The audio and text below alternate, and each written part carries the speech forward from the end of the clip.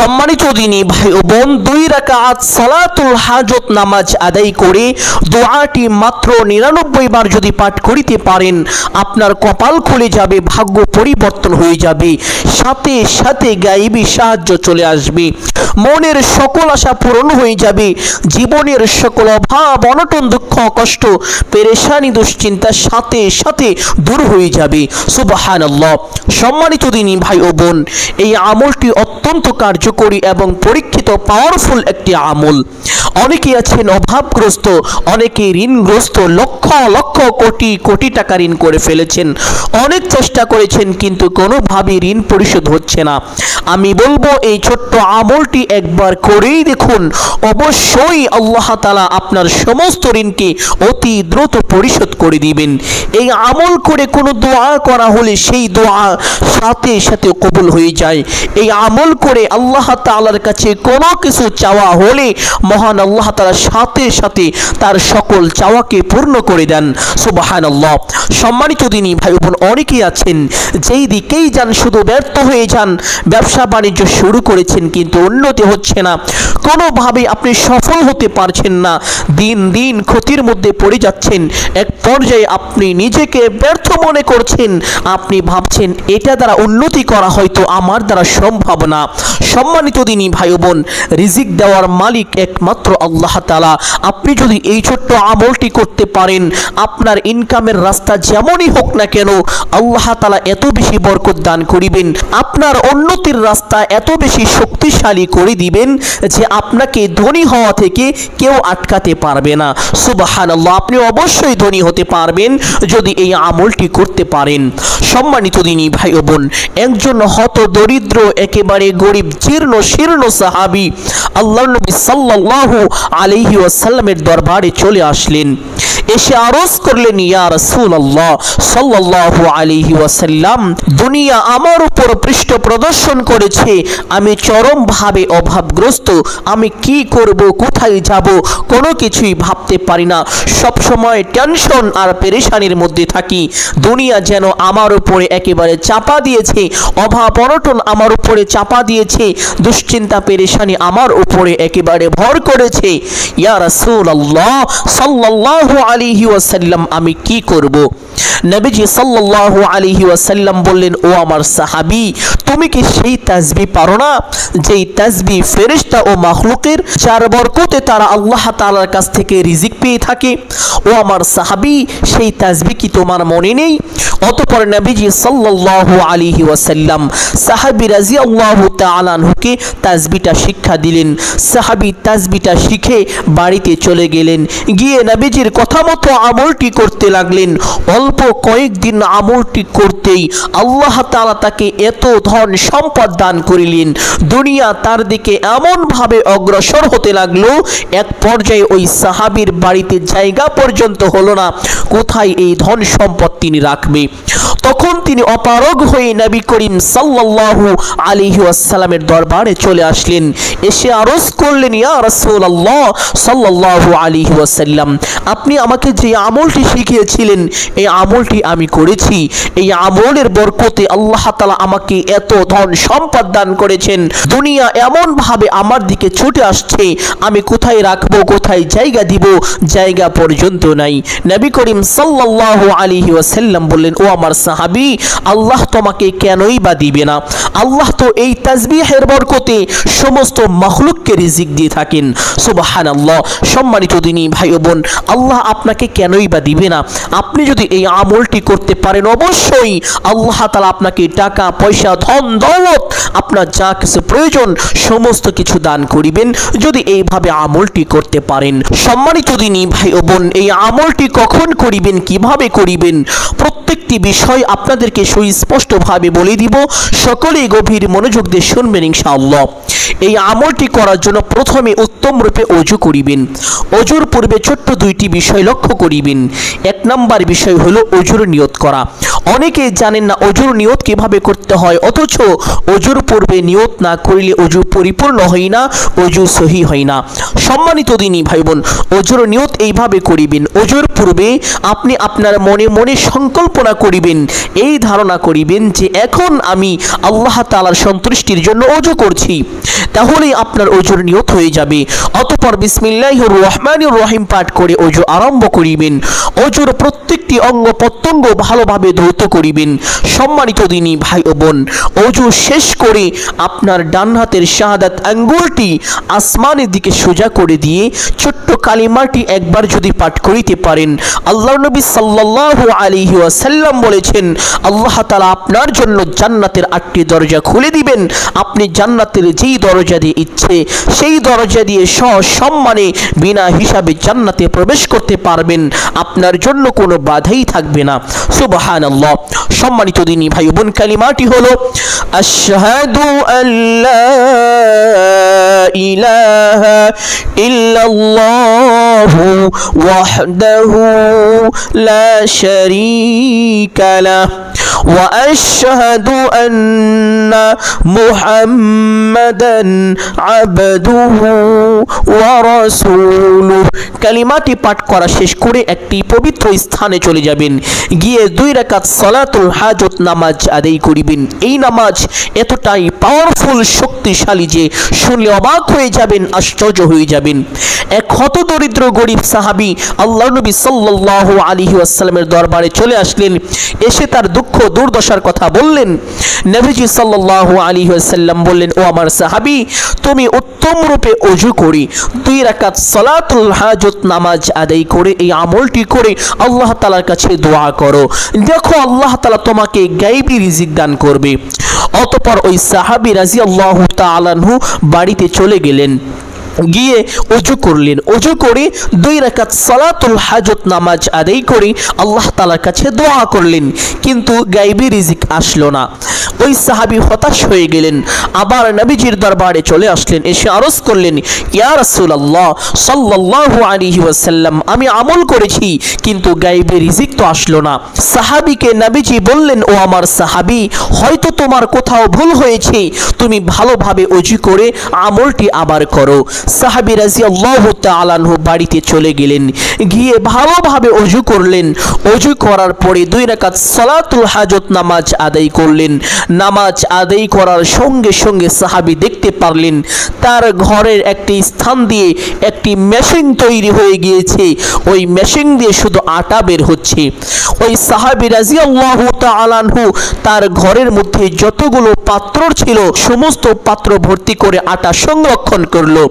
এক পর্যায়ে যখন তার ঘরের মধ্যে আর কোনো পাত্র ছিল না, তার মনের মধ্যে ইচ্ছে জাগলো যে এই ছোট্ট মেশিন দিয়ে এত আটা কিভাবে আসছে, এটা কিভাবে সম্ভব। সাহাবীর মনে এই চিন্তা আসলো যে মেশিনটা উঠিয়ে আমি দেখতে চাই এই আটাগুলো কোথা থেকে আসছে। সাহাবী মেশিনটা টান দিয়ে উঠে ফেললেন। ওঠানোর সঙ্গে সঙ্গে আটা আসা বন্ধ হয়ে গেল। সাহাবী দেখতে পারলেন আটা আসার কোনো রাস্তা নেই। সুবহানাল্লাহ। সম্মানিত দিনী ভাই বোন, সাহাবী হতাশ হয়ে গেলেন, অবাক হয়ে গেলেন, আশ্চর্য হয়ে গেলেন। তিনি নবীজির দরবারে চলে গেলেন। নবীজি সাল্লাল্লাহু আলাইহি ওয়াসাল্লামকে বললেন, ইয়া রাসূলুল্লাহ সাল্লাল্লাহু আলাইহি ওয়াসাল্লাম, আমি এই আমলটি করেছি। আমল করার সাথে সাথে আমি দেখলাম আমার ঘরের মধ্যে একটি মেশিন তৈরি হয়ে গিয়েছে। এই মেশিন দিয়ে শুধু আটা বের হচ্ছে। তাই আমি আমার ঘরের সমস্ত পাত্র ভর্তি করে আটা সংরক্ষণ করলাম। অতঃপর আমার ইচ্ছা হলো এই ছোট্ট মেশিন দিয়ে এত আটা কিভাবে আসছে, এই জন্য আমি টান দিয়ে মেশিনটাকে উপড়ে ফেলেছি। এখন দেখি আর আটা আসছে না, আটা আসা হঠাৎ করে বন্ধ হয়ে গেল। নবীজি সাল্লাল্লাহু আলাইহি ওয়াসাল্লাম বললেন, ও আমার সাহাবী, তুমি যদি এই মেশিনটা না উঠাতে, এই মেশিনটা দিয়ে কাল কিয়ামত পর্যন্ত আটা বের হতো, আমার উম্মতেরা এই আটা ভোগ করত। সুবহানাল্লাহ। সম্মানিত দিনী ভাই বোন, এমন গায়বী রিজিক আল্লাহ তাআলা আপনাকে দান করিবেন যদি পরিপূর্ণ বিশ্বাস ও ভরসা নিয়ে এই আমলটি করতে পারেন। সম্মানিত দিনী ভাই বোন, সালাত ও হাজত নামাজ কিভাবে পড়তে হয়, কখন কোন দোয়া কতবার পাঠ করতে হয়, কোন কোন সূরা দিয়ে এই নামাজ পড়তে হয়, সঠিক নিয়মটি অনেকেই জানেন না। অল্প সময়ের মধ্যে সঠিক নিয়মটি আপনাদেরকে বলে দিব। সকলেই গভীর মনোযোগ দিয়ে শুনবেন ইনশাআল্লাহ। সম্মানিত দিনী ভাই বোন, 2 রাকাত সালাতুল হাজত নামাজ আদায় করার জন্য প্রথমে কিবলামুখী হয়ে দাঁড়িয়ে নিয়ত করিবেন এইভাবে, আমি কিবলামুখী হয়ে আল্লাহ তাআলার সন্তুষ্টির জন্য 2 রাকাত সালাতুল হাজত হাজত নামাজ আদায় করিতেছি। নিয়ত শেষ করে প্রত্যেক নামাজে হাত দুটি যেইভাবে উঠিয়ে থাকেন ঠিক সেভাবে উঠাবেন। উঠিয়ে আল্লাহু আকবার বলে হাত ছেড়ে দিয়ে বেঁধে ফেলবেন। বাঁধার পরে সানা পাঠ করিবেন একবার এইভাবে, سبحانك اللهم وبحمدك وتبارك اسمك وتعالى جدك ولا إله غيرك। সানা পাঠ করার পরে একবার আউযু বিল্লাহ এবং একবার বিসমিল্লাহ এইভাবে পাঠ করিবেন। আউযু বিল্লাহি মিনাশ শাইতানির রাজিম, বিসমিল্লাহির রহমানির রহিম। অতঃপর সূরাতুল আল ফাতিহা শুরু থেকে শেষ পর্যন্ত সহি শুদ্ধ করে একবার এইভাবে পাঠ করিবেন। আলহামদুলিল্লাহি রাব্বিল আলামিন আর রহমানির রহিম مالك يوم الدين إياك نعبد وإياك نستعين اهدنا الصراط المستقيم صراط الذين أنعمت عليهم غير المغضوب عليهم ولا الضالين। অতঃপর একবার বলবেন আমিন, অতঃপর বলবেন বিসমিল্লাহির রহমানির রহিম।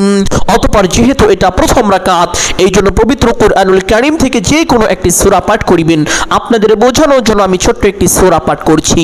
ওয়াল আসর ইন্নাল ইনসানা লাফি খুসর ইল্লাল্লাযীনা আমানু ওয়া আমিলুস সালিহাতি ওয়া তাওয়াসাউ বিল হক্ক ওয়া তাওয়াসাউ বিস সাবর।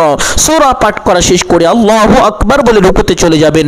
রুকুতে গিয়ে রুকুর তাসবিহ পাঠ করিবেন কমপক্ষে 3 বার এইভাবে, সুবহানা রাব্বিয়াল আযীম। আপনি চাইলে তাসবিহ 5 বার অথবা 7 বার পাঠ করিতে পারেন। তাসবিহটি পাঠ করা শেষ করে সামি আল্লাহু লিমান হামিদা বলে সোজা হবেন। সোজা হওয়ার পরে একটি ছোট্ট দোয়া পাঠ করিবেন, রব্বানা লাকাল হামদ। অতঃপর আল্লাহু আকবার বলে সিজদায় চলে যাবেন। সিজদায় গিয়ে সিজদায় তাসবিহ পাঠ করিবেন কমপক্ষে 3 বার এইভাবে, সুবহানা রাব্বিয়াল আ'লা। আপনি চাইলে তাসবিহ 5 বার অথবা 7 বার পাঠ করিতে পারেন। তাসবিহটি পাঠ করা শেষ করে আল্লাহু আকবার বলে সোজা হয়ে বসে পড়বেন। বসে দুই সিজদার মাঝখানে একটি ছোট্ট দোয়া আছে, যদি পারেন তাহলে একবার এইভাবে পাঠ করিবেন, রব্বি গফিরলি।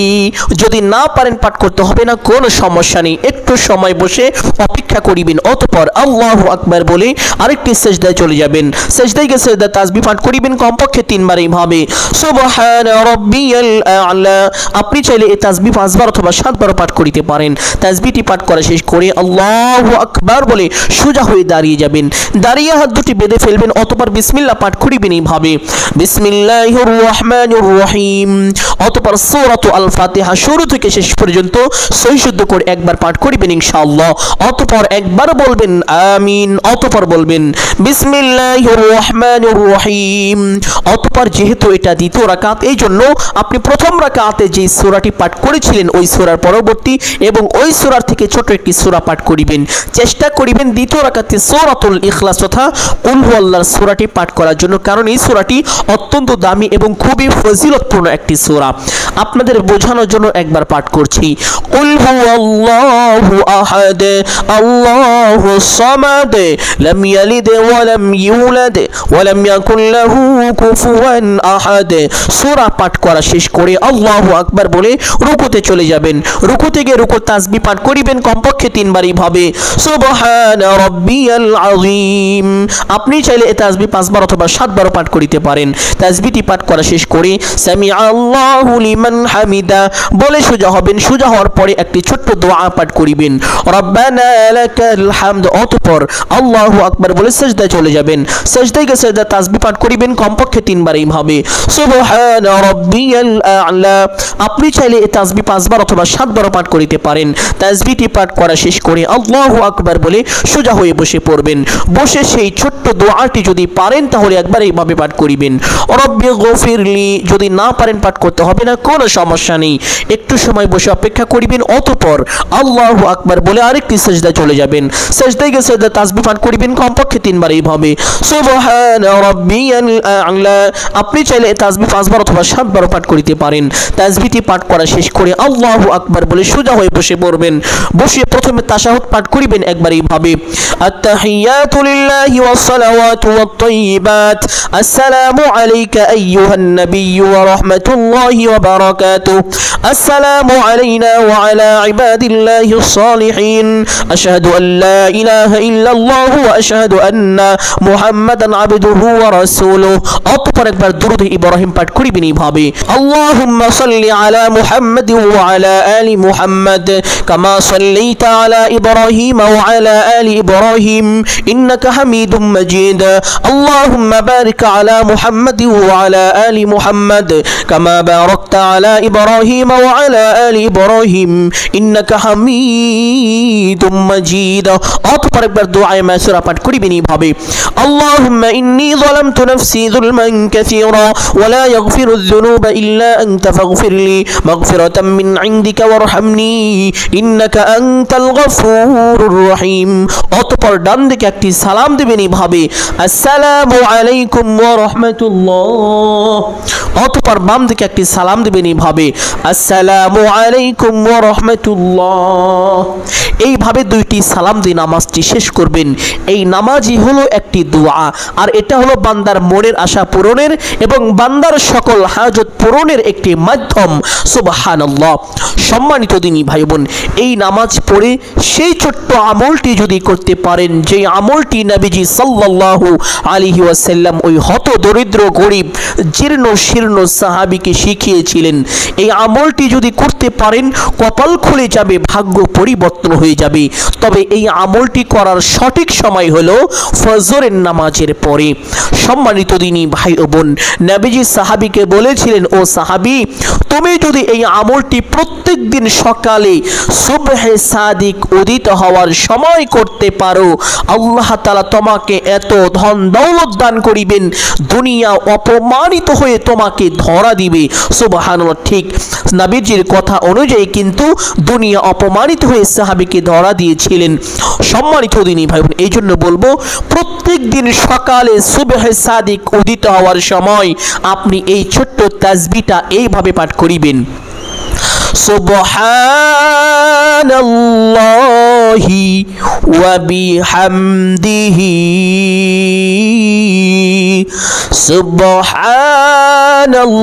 সুবহানাল্লাহিল আলিয়্যিল আযীম ওয়া বিহামদিহি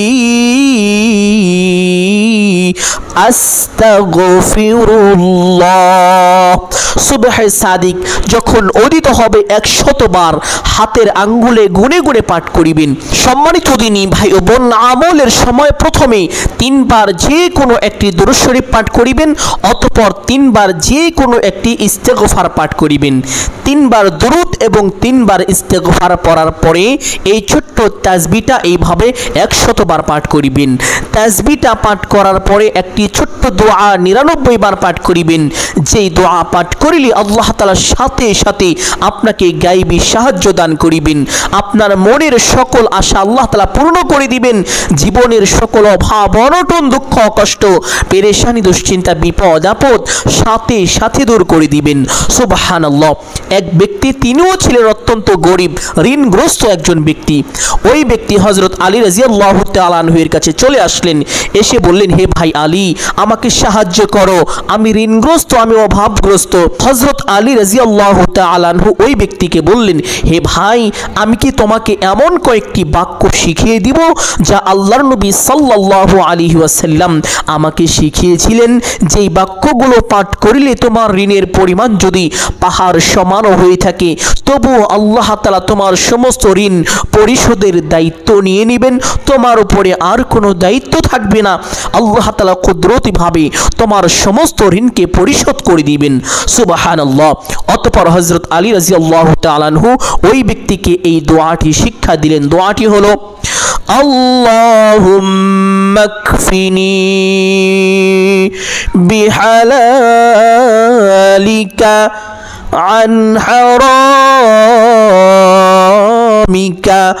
ওয়া আগনিনি বিফাদলিকা আম্মান সিওয়াক। আল্লাহুম্মা اكفني بحلالك عن حرامك وأغنني بفضلك عمن سواك। দোয়াটি এইভাবে 99 বার পাঠ করিবেন। দোয়াটি পাঠ করার পরে যে কোনো একটি দুরূদ 3 বার পাঠ করিবেন, অতঃপর দোয়া মুনাজাত করিবেন এইভাবে: আলহামদুলিল্লাহি রাব্বিল আলামিন ওয়াসসালাতু ওয়াসসালামু আলা সাইয়্যিদিল আম্বিয়াই ওয়াল মুরসালিন। এই দুইটি বাক্য বলার পরে আপনার যা কিছু প্রয়োজন সমস্ত কিছু মহান আল্লাহ তাআলার কাছে চাইবেন। চাওয়া শেষ করে একবার বলবেন, হে আল্লাহ, আপনার হাবিবের উসিলা করে আমার দোয়া মুনাজাত কবুল আর মঞ্জুর করুন। অতঃপর 3 বার বলবেন আমিন আমিন আমিন বিরহমাতিকা ইয়া আরহামার রাহিমিন। এইভাবে দোয়া মুনাজাত শেষ করে একবার পড়বেন সাল্লাল্লাহু আলাইহি ওয়াসাল্লাম। সাথে সাথে আপনার দোয়া আল্লাহ তাআলার আরশে পাকে পৌঁছে যাবে, আপনার দোয়া কবুল আর মঞ্জুর হয়ে যাবে। এইভাবে ছোট্ট আমলটি করতে দেরি হতে পারে, কিন্তু গায়বী সাহায্য আসতে এক মুহূর্ত দেরি হবে না। আল্লাহ তাআলা সাথে সাথে আপনার উপরে গায়বী সাহায্য নাজিল করিবেন। সুবহানাল্লাহ। সম্মানিত দিনী ভাই বোন, আমি আশা করছি আজকের এই আমলটি আপনাদের সকলের জন্য অত্যন্ত গুরুত্বপূর্ণ এবং উপকারী ছিল। অতএব সকলকে বলবো সদকায়ে জারিয়ার উদ্দেশ্যে কমপক্ষে একটি হলেও শেয়ার করে দিবেন। যদি ভিডিওটি ভালো লাগে একটি লাইক করবেন, কমেন্টে আমিন বলে দোয়ায় শরীক থাকবেন। যারা চ্যানেলে নতুন দর্শক রয়েছেন চেষ্টা করবেন চ্যানেলটি সাবস্ক্রাইব করে রাখার জন্য। আসসালামু আলাইকুম ওয়া রাহমাতুল্লাহি ওয়া বারাকাতুহু।